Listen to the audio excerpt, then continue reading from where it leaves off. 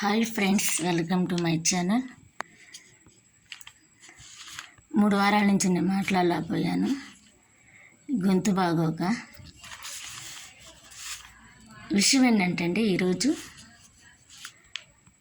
చాలామంది చీటర్స్ ఎక్కువైపోయారండి. ఆ పెద్ద వయసు వాళ్ళు అట్లాగే ఉన్నారు, ముసలి వాళ్ళు కూడా అట్లాగే ఉన్నారు. నాకు తెలిసిన మా ఫ్రెండు, ఆ అమ్మాయికి వాళ్ళ అంకులు 75-76 సంవత్సరాలు ఉంటాయి. ఉద్యోగం ఇప్పిస్తామని చెప్పి చాలా డబ్బులు తీసుకున్నాడు.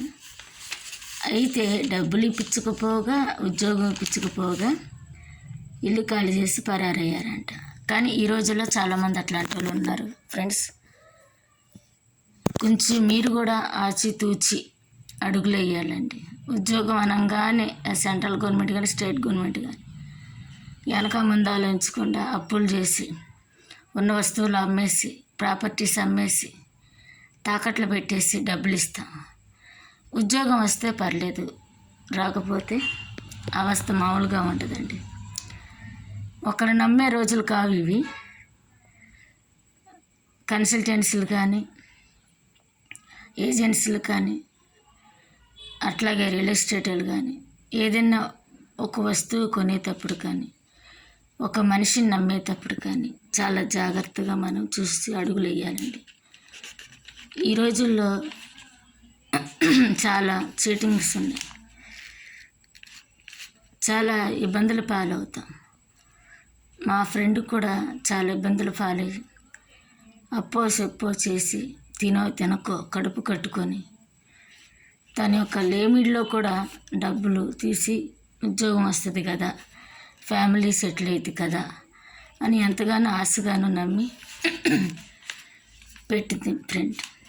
కానీ ఇప్పుడు నిలువున ముంచేసి, అంటే చాలా పెద్ద అమౌంట్, నేను చెప్పలేను. అయితే ఆ పెద్ద మనిషి కానీ, ఆ వాళ్ళు కానీ ఎదుటోళ్ళని ఎలా మోసం చేయాలనిపిస్తుంది అర్థం కావట్లేదు. బ్రోకర్స్ కానీ, ఏజెన్సీ వాళ్ళు, కన్సల్టెన్సీ, మన వల్ల అయ్యిద్ది అంటేనే ఆ పని చెయ్యాలి, లేనప్పుడు వదిలేయాలి. లేదు, ఆ పని కానప్పుడు వాళ్ళు ఇచ్చిన డబ్బులు ఇచ్చే దమ్మైనా మనకు ఉండాలి. అప్పులు చేసేటప్పుడు తీర్చలేని దమ్ము ఉంటుంది. వాళ్ళు ఇల్లు ముందుకు వచ్చి గొడవలు చేస్తే పరువులు పోతే, ఇచ్చేటప్పుడున్న బతిమలాటలు వాళ్ళ దగ్గర నుంచి, అప్పు తీసుకునే వాళ్ళ దగ్గర నుంచి అప్పు అడుగుతుంటే ఎంత ఫీల్ అవుతారో. మా పరువులు పోతే ఇంటి ముందుకు వచ్చి గొడవలు ఆడతారు. మరి అప్పు తీసుకున్నప్పుడు తీర్చే దమ్ము ఉండదు, కానీ ఫీల్ అయిపోతారు. ఒక పని నా వల్ల అవుతుంది అనుకుంటేనే వాళ్ళ దగ్గర మనం భరోసా ఇవ్వాలి. లేనప్పుడు సైలెంట్గా మా వల్ల కాదని వదిలేసి ఊరుకోవాలి. లేదు, పని అయిద్దని నమ్మకంగా ఉన్నప్పుడు, ఆ పని కానప్పుడు వాళ్ళు ఇచ్చిన డబ్బులు ఇచ్చే దమ్మైనా ఉండాలి, కానీ అవి ఏం ఉండవు. అసలు ఎలా కనిపిస్తుందంటే అలా కనిపిస్తుంది ఫ్రెండ్స్. మీరు కూడా ఇలాంటి మోసాలలో, ఇలాంటి చీటింగ్స్లో ఇరుక్కోవద్దండి. మీరు కూడా ఆచితూచి అడుగులు వేయాలని నేను కోరుకుంటున్నాను. ఈ యొక్క టాపిక్ మీకు నచ్చిన ఎడల, ఒకవేళ మీ లైఫ్లో కానీ ఎట్లా కానీ జరిగితే కామెంట్స్ రూపంలో పెట్టండి ఫ్రెండ్స్. మనం ఫ్రెండ్స్ కాబట్టి ముచ్చటించుకుందాం. అంటే మీరు ఎక్కడెక్కడో ఉంటారో ఆడుకొచ్చి నేను ముచ్చటించలేను, మీరు వచ్చి నాతో మాట్లాడి జస్ట్ మెసేజ్లు, కామెంట్స్లేనండి.